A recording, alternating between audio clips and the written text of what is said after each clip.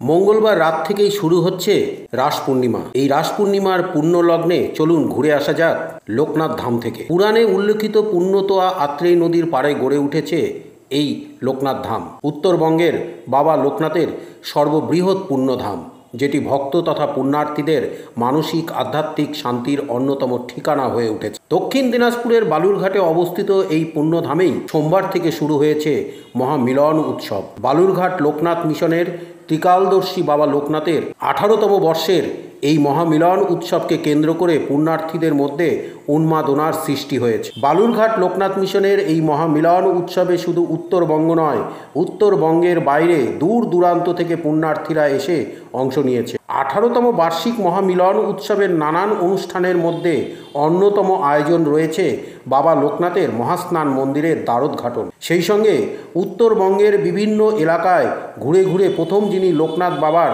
মহিমা প্রচার করেছিলেন সেই প্রচারক অজিত ঘোষের এবং লোকনাথ ভক্তদের সকলের কাছে পরিচিত প্রিয় দাদু নিত্যগোপাল সাহার দুটি আবক্ষ মূর্তির উন্মোচন। এবারের মহামিলন উৎসব উপলক্ষে বালুরঘাট শহরের দক্ষিণ প্রান্তে অবস্থিত এই লোকনাথ মিশন সেজে উঠেছে রং বেরঙের আলোক রোশনায়। 4 নভেম্বর মঙ্গলবার মহামিলন উৎসবের দ্বিতীয় দিন থেকে বালুরঘাটের লোকনাথ ধামে গেলে মহাদ্বারের প্রবেশের মুখেই দর্শন পাবেন দুই ধারে মুখোমুখি প্রতিষ্ঠিত প্রয়াত অজিত ঘোষ ও প্রয়াত দাদু নিত্যগোপাল সাহার সেই মূর্তি দুটির। তারপর মূল প্রাঙ্গণে পৌঁছে ডান দিকে উত্তর পার্শ্বে তৈলঙ্গ স্বামীসহ অন্যান্য সাধকদের দর্শন পাবেন। দর্শন করবেন কালীঘাট মা, রাধাকৃষ্ণের যুগল মূর্তি এবং গণেশ বাবাজিরও। মূল মন্দিরের বাম পার্শ্বে শিবলোকনাথ ও দেবাদিদেবের জ্যোতির্লিঙ্গ সহ দর্শন পাবেন সদ্য প্রতিষ্ঠিত লোকনাথ বাবার মহাস্নান মন্দিরেরও। এখন থেকে যেখানে বাবার জলাভিষেক করতে পারবেন পুণ্যার্থীরা। জলাভিষেক মন্দিরটি বুধবার উৎসবের তৃতীয় দিনে উদ্বোধন হবে। এদিন ঘটে করে পুণ্যার্থীরা আত্রেয় নদীর জল এনে বাবার মহাস্নান ও পাদুকাভিষেক করবেন।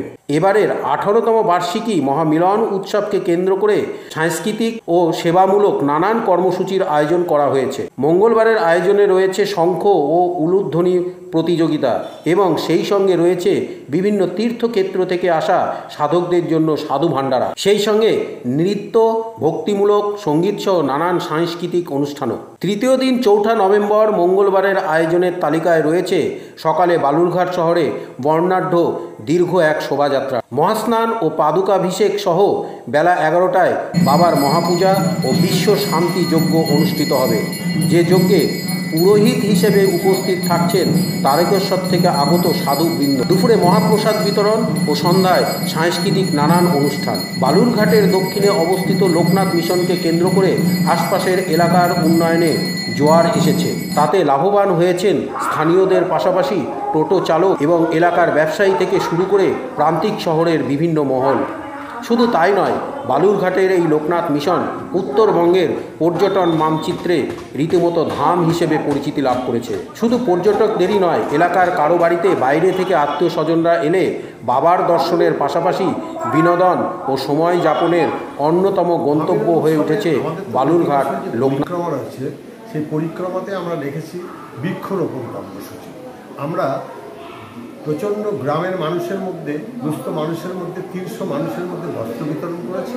আর পাশাপাশি আমরা রেখেছি পুজোর যজ্ঞ এবং রক্তদান শিবির এবং 3খানা মন্দির, একটা বাবা লোকনাথের মহাস্নানের মন্দির উদ্বোধন, আর একটা উত্তরবঙ্গের প্রচারক অজিত ঘোষ মহাশয়ের আবক্ষ মূর্তি এবং সারা ভারত